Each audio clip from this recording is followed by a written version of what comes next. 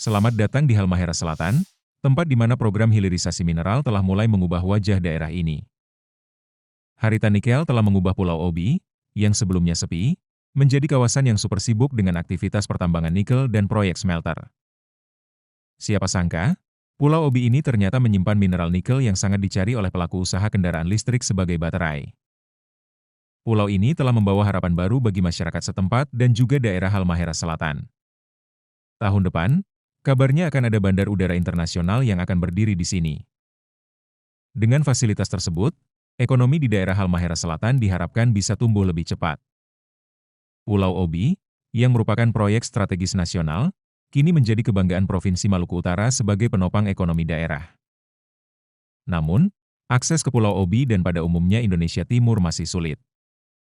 Kami berkesempatan mengunjungi Pulau Obi pada 11 Juni 15 Juni 2025, dan perjalanan dari Jakarta menuju Ternate memakan waktu 3 jam 30 menit.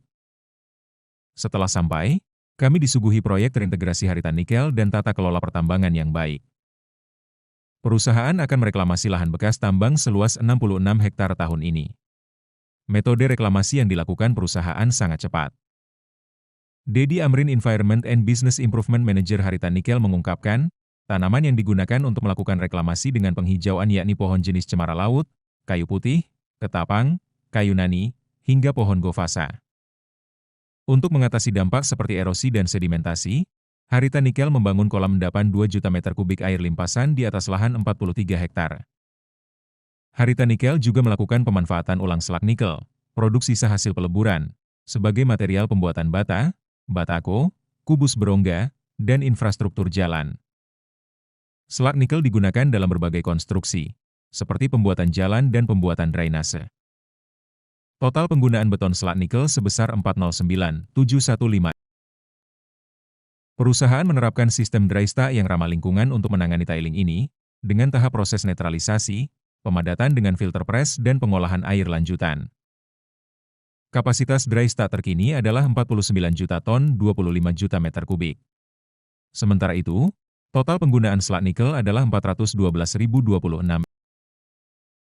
Selain melihat proses reklamasi, kita disuguhi proses produksi nikel yang menghasilkan produk ferronikel dan produk nikel hasil teknologi High Pressure Acid Leach, HAL, untuk menghasilkan produk bernilai tambah.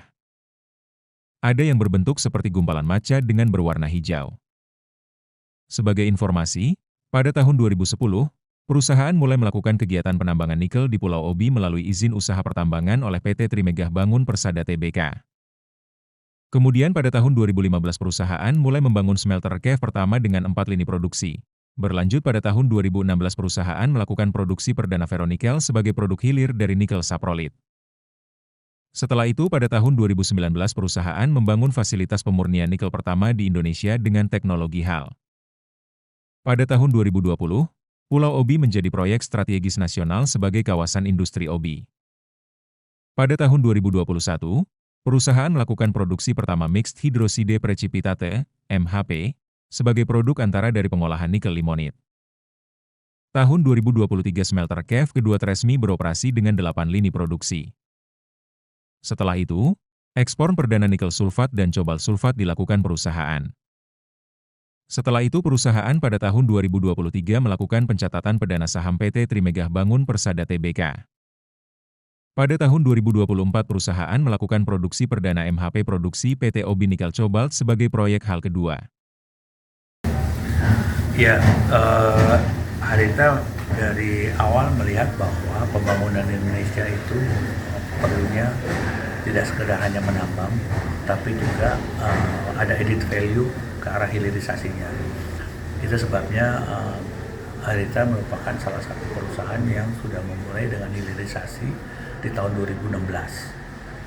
Ini adalah satu komitmen ya, dan juga komitmen perusahaan adalah untuk membangun di daerah di mana tambang itu ada. Makanya muncullah slogan dari Obi untuk Indonesia adalah kami dari Obi di wilayah timur untuk membangun buat negara ini melalui wilayah timur. Gitu ya, itu yang ininya. Iya, kalau dari Harita melihat bahwa kontribusi perusahaan kontribusi perusahaan terhadap negara ini dalam bentuk hilirisasi seperti apa. Yaitu adalah dalam bentuk bagaimana kami bisa membangun dengan mempertimbangkan konservasi mineral. Itu sebabnya yang ditambang itu bukan hanya laterite, saprolite, tapi juga limonit yang menghasilkan 2 pabrik di hilirnya, yaitu pabrik LKF dan pabrik Etspal. Nah, ini adalah bagian daripada sumbangan perusahaan terhadap pemerintah melalui pembangunan hilirisasi di daerah di mana ada tambang. Ya. Begitu perusahaan melakukan penambangan, begitu juga perusahaan melakukan komitmen terkait dengan lingkungan, ya, sosial, tanggung jawab sosial, dan juga kepatuhan pada pemerintah. Ya, sebabnya perusahaan juga melakukan semua sesuai dengan tata aturan yang ada. Nah, komitmen kami adalah begitu perusahaan beroperasi adalah tanggung jawab kami untuk juga melakukan pengelolaan lingkungan, ya, sejalan daripada operasional. Itu sebabnya lingkungan itu bukan satu pekerjaan tambahan, tapi bagian daripada operasi perusahaan. Ya, IRMA adalah bagaimana kita melihat, ya, pihak ketiga, ya, menilai perusahaan. Kalau kita selama ini menilai berdasarkan tata aturan yang ada, kita lakukan penilaian, maka kita meminta seperti IRMA itu untuk melakukan audit bagaimana performa kami di sektor lingkungan, di sektor sosial, dan di sekolah tata kelola. Ya, jadi ESG menjadi bagian daripada yang dinilai oleh IRMA itu sendiri.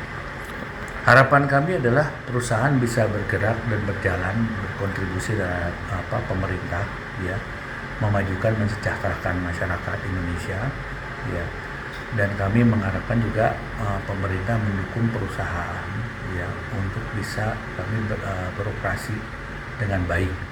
Ya, itu harapan kami sehingga perusahaan dan pemerintah itu bermitra untuk memajukan negara ini. Download aplikasi Kontan sekarang di App Store atau Play Store. Keputusan bisnis terbaik datang dari data, bukan tebakan. Mudah berlangganan Business Insight dengan subscribe with Google.